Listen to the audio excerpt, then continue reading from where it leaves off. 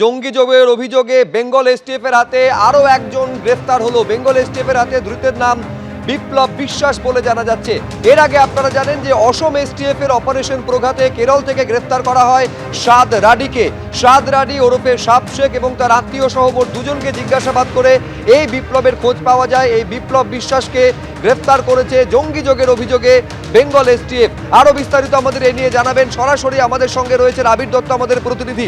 এই যে বিপ্লব বিশ্বাস, আবির, কোথা থেকে কি কারণে তাকে গ্রেফতার করলো পুলিশ? দেখো, নদিয়া থেকে তাকে গ্রেপ্তার করা হয়েছে। বিপ্লব বিশ্বাস ওরফে আব্দুল্লাহ তার নাম, এবং তুমি নাম শুনেই বুঝতে পারছো যে তার পরিচয়ও সে কি কোনো না কোনোভাবে পরিচয়ও বদল করার সে চেষ্টা চালিয়েছিল। এই বিপ্লব বিশ্বাসকে নওদাতে যে মামলা করেছিল বা নওদাতে যে এফআইআর করেছিল বেঙ্গল এসটিএফ, যে এফআইআরে সাদ রাদি যাকে গ্রেপ্তার করেছিল অসম এসটিএফ, তার আত্মীয় সহ আরও একজনকে গ্রেপ্তার করেছিল বেঙ্গল এসটিএফের টিম। তারা দীর্ঘ তাদেরকে জিজ্ঞাসাবাদ হেফাজতে রাখার পরেও বেশ কিছু জায়গা থেকে তথ্য প্রমাণ সংগ্রহের প্রক্রিয়া চালিয়েছেন। মূলত তাদের জানার বিষয় ছিল তিনটে: কি করে নাম পরিচয় তারা বদল করে আইডি প্রুফ বানাচ্ছে, তাদের মূলত মোটিভ কি বা তাদের কি লক্ষ্য রয়েছে, তৃতীয়ত এই যে সাদ রাদি যে কেরল থেকে গ্রেপ্তার হয়েছে, যে বাংলাদেশের বাসিন্দা, তার এখানে আশ্রয়দাতাকে বা তার সঙ্গে কারা কারা ঘনিষ্ঠ হয়েছিল এবং কি পরিকল্পনা ছিল। এই বিষয়গুলো জানার জন্যই বিভিন্ন জায়গা থেকে তথ্য প্রমাণ সংগ্রহের প্রক্রিয়া চালিয়েছিল বেঙ্গল এসটিএফ।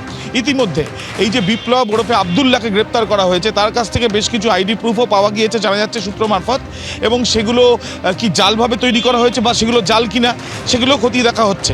এবং তার সঙ্গে ধৃত দুজন যে এর আগে গ্রেপ্তার হয়েছিল, তাদের সঙ্গে এর যে ওতপ্রোতভাবে যোগ ছিল সেটাও কিন্তু এক প্রকার মনে করছেন তদন্তকারীরা।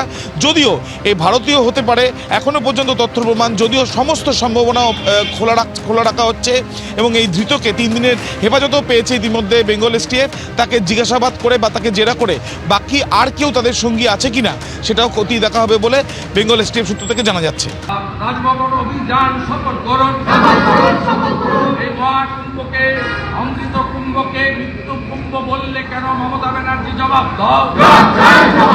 হিন্দু বিরোধী সরকার, হিন্দু বিরোধী সরকার 44 বছর পরে হওয়া মহাকুম্ভকে আঘাত মানছি না, মানব না। আমাদের আস্থার উপর আঘাত মানছি না, মানব না।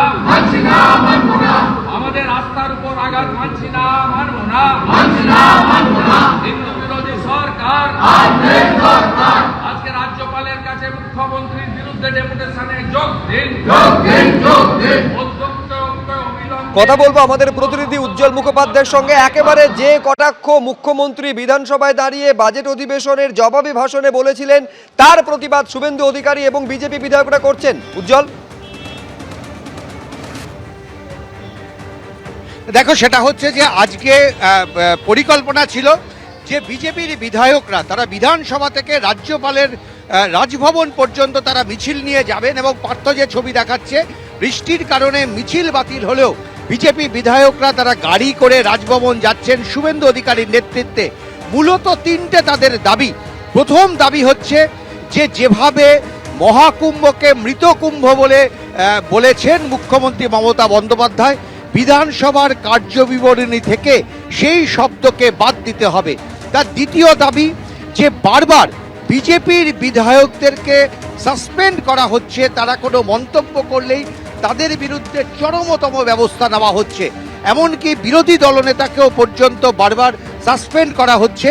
ফলে এর বিরুদ্ধে রাজ্যপালের হস্তক্ষেপ তারা দাবি করছেন।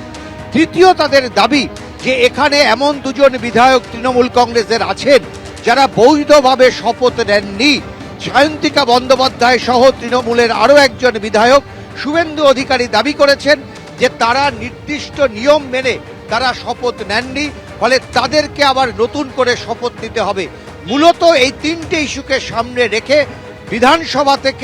বিধানসভায় তারা কিছুক্ষণ বিক্ষোভ দেখান, এবং তারা সোজা রাজভবনে গেছেন রাজ্যপালের কাছে এই অভিযোগ জানাতে। এবং শুভেন্দু অধিকারীর দাবি যে বারবার তাকে টার্গেট করা হচ্ছে, বিরোধী দলনেতাকে টার্গেট করা হচ্ছে, যাতে তিনি বিধানসভায় মুখ খুলতে না পারেন, তিনি যাতে সরকারের বিরোধিতা করতে না পারেন, সেই কারণেই তাকে টার্গেট করে বারবার সাসপেন্ড করা হচ্ছে এবং 1 মাসের জন্য 30 দিনের জন্য তাকে সাসপেন্ড করা হয়েছে। ফলে তিনি চান যে রাজ্যপাল হস্তক্ষেপ করুন, তিনি কথা বলুন এবং মহাকুম্ভকে মৃত কুম্ভ বলা এই যে শব্দ সেটা কার্যবিবরণী থেকে বাদ দেওয়া হোক। বেশ।